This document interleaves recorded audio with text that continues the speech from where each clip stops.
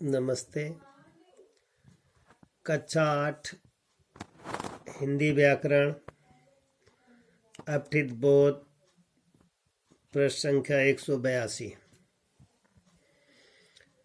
अनुशासन का सामान्य अर्थ है अपने को कुछ नियमों में बांध लेना तथा शासन द्वारा बनाए गए नियमों का पालन। पर व्यापक अर्थ में अनुशासन का अर्थ है उन नियमों का पालन करना जिसके द्वारा अपना विकास तो किया ही जा सके, दूसरों के विकास में भी किसी प्रकार की बाधा न पड़े।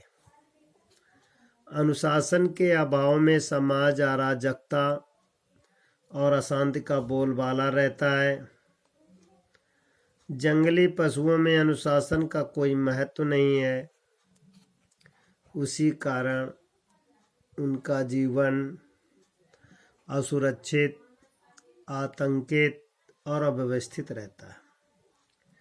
कुछ व्यक्ति सोचते हैं कि अब मानव सभ्य और शिक्षित हो गया है, इसलिए उस पर किसी प्रकार के नियमों का बंधन नहीं होना चाहिए।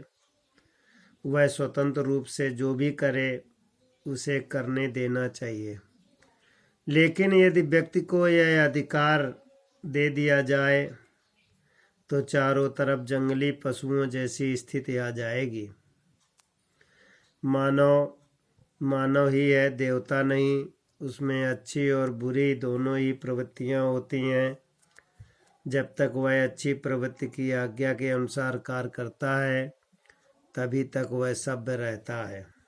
बुरी प्रवृत्तियों के अनुसार कार्य करने पर वह पशुतुल्य बन जाता है।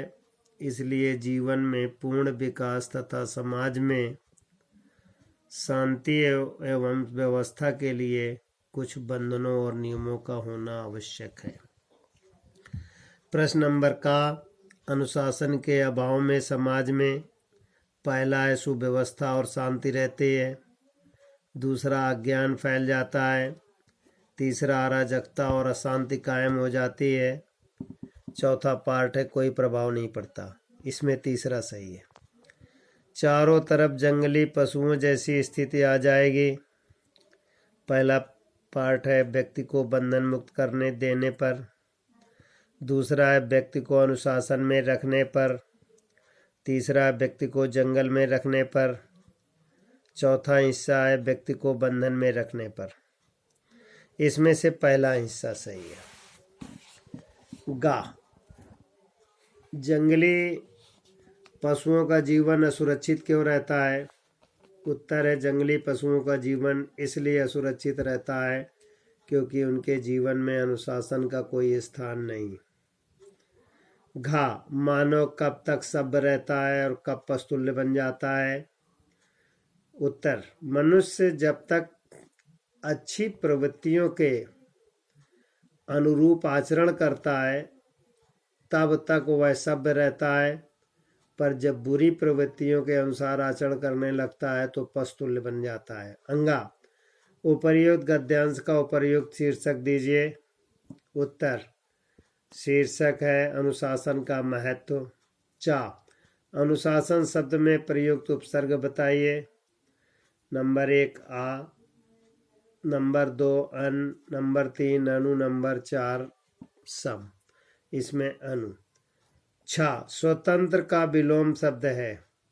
नंबर 1 गुलाम, नंबर 2 परतंत्र, नंबर 3 अधीन, नंबर 4 उन्मुक्त। उनमें से परतंत्र सही है। पद्य, इस समाधि में छिपी हुई है एक राख की डेरी, जलकर जिसने स्वतंत्रता की आरती फेरी। यह समाधि है लघु समाधि है झांसी की रानी की, अंतिम लीला स्थली यही लक्ष्मी मर्दानी की। यहीं कहीं पर बिखर गई वह भग्न विजय माला सी, उसके फूल यहाँ संचित हैं यह स्मृतिशाला सी। सहे वार पर वार अंत तक लड़ी वीर बाला सी, आउस से गिर उठी चिता पर चमक उठी ज्वाला सी। बढ़ जाता है मान वीर का रण में बलि होने से, मूलवती होती है सोने की भस्म यथा सोने से।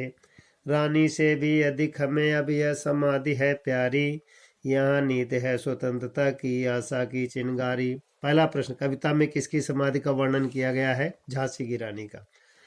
खा, किसने बीरबाला के समान लड़ते हुए वार पर वार सहे? उत्तर है रानी लक्ष्मीबाई। गा, अंतिम लीला स्थली से कवि का क्या आशय है? इसी स्थान पर रानी लक्ष्मीबाई ने अंग्रेजों से अंतिम युद्ध किया था। विद्यार्थी प्रश्नोत्तर लिखेंगे, यादगीर करेंगे।